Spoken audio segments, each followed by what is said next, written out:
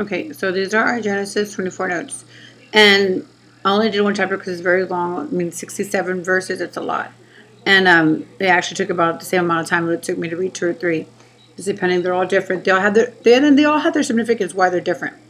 Now, when you go into the bloodline of Abraham, you're going to go into Isaac and Ishmael, and you're going to go. All these things are very important to notate and keep. But most important is that his servant made an oath with him. That Abraham made an oath. A lot of us don't do that nowadays.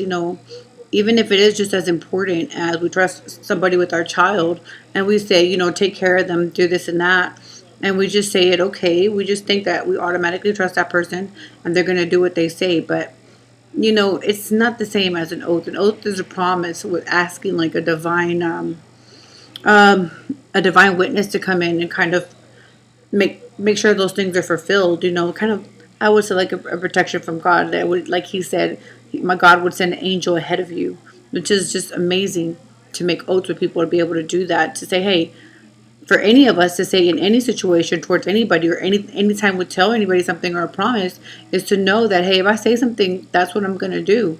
And we have to know and trust that God is already doing those things. And a lot of the times, even with our own lives and the things we have to do, we don't trust. We question and we wonder and we get lost. And I was just thinking about that actually right before I started reading this. I was thinking about, oh gosh, all these things that I've been through and that I have experienced through life. And a lot of the times I know exactly what I wanted, and it was totally different what I got. And I was uncomfortable, upset, and all these things. But in the end, even though I was uncomfortable and upset, when I spent time with the Lord and I meditated, I seen that my heart was in the right place and my mind was there and I was settled in my thoughts and I was settled in my ways, and I wasn't going to change my mind about those things and how I felt about how I love people and how I want to be there for them and how I want to help. Those things are never going to change in me no matter what's going on in my day or life or anything like that. So that's when I realized that it doesn't matter what's going on. If God is keeping my heart in the right place and my mind in the right place when it comes to him, the thing that is most important, the thing that he is like the super glue that holds everything together. And if I could be good when I have this, when I knowing that I have that super glue and I'm super glued to those thoughts and things that are not going to change, it's like Jesus Christ is my foundation stone, and nothing's going to change my mind about those things in my heart, in my mind, in my soul. They're like they are who I am, and nothing can change that. And I've always said, like, I don't know, before, and I guess in relationships, I said, you know, sometimes we do make adjustments for people so they could be happy where there's work or our schedule, but your morals and what you feel comfortable with in your heart, you should never change, because you're always going to kind of be kind of, I would say, like, upset or feel like if it goes wrong, you're like, oh, I did this and that. It shouldn't be like that. Be you. That's why they fell in love with you, because who you are. So don't change those things that make you amazing. You know what I mean? And if they don't like it, then why would they love you? So it's anyways, it's questionable, but in that same way, so the servant went out and he fulfilled being the oldest of Abraham's servants, went out, found Rebecca, and and that's another thing about family. Her family was really good. Her brother was happy and excited for her, knowing that he came from a good, God blessed man that was going to take care of his sister. And as far as expenses and everything else, and expenses and everything, she was not worried about that. She had already given her hospitality and her word and her hand in marriage, basically, before he even gave the gifts, the expensive gifts, to the family and the brothers and sisters. It was God's, like he said, God has shown his unfailing love and his mission.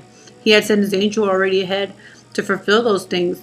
And that's something that we forget sometimes. We think that, oh, we made this happen or we made it possible. We don't make anything possible. Either God's going to let it happen because it has to, or it doesn't. And when you get in those situations when you don't know what to do, when you don't know what to feel, or if it's right or wrong, go back to your foundation, what you're planted on, what you really want, what's in your heart, what are the things that you're really searching for. Like, the servant knew what he wanted. He wanted somebody from the family that was a relative and not a Canaanite woman, um, um, a foreigner, to be married into the household of Isaac. I mean, he was going to be the father of many nations. It had to come from, Abraham's bloodline. Because of that, it was very important. Abraham made sure he said that it is very important. These are what humanity is based on, and life is based on. So I say that always keep those things. They are written here in the Bible, but they're also to give us an examples of things that when we follow through, they have good consequences. Good, not consequences. Because I forgot I said this. They have good outcome, because when you do something right, it's like I told somebody one time, if somebody accuses you of stealing something and you stole something, guess what? You're gonna be kind of like jumpy, kind of worried about it, or when's it gonna come back to me, or something like that. Versus if you don't steal something but you still get accused, and you have that free spirit like Job did when he was being tortured through his life, where he was like, hey, I didn't do anything wrong. He had 3 friends accusing him, telling him, well, you must have done this and you must have done that. And no man that doesn't do wrong goes through things like this. I mean, they said that. And the world says that. Our friends and family say that to us when we go through things, that we must have did something bad. And the people that love us, they hurt us the most. But they speak to us in such a way because they don't. That's not God's way, and we have to remember that's not God's way, and that's not God speaking. So we shouldn't really get so upset at them. We should be like Job and know who we are. Know that we know who we are. Know what we have in our heart, what our foundation is, what we're grounded on. So those things won't bother us when people speak to us in that way, in form. People talk about me all the time. I'm sure of it, and a couple of times I've heard it myself, to my face, and it doesn't bother me. I know who I am. I mean, you can say this and that, but I know who I am. So I'll leave it at that, and we'll come back and go back to reading Genesis 25 tomorrow. All right, thanks.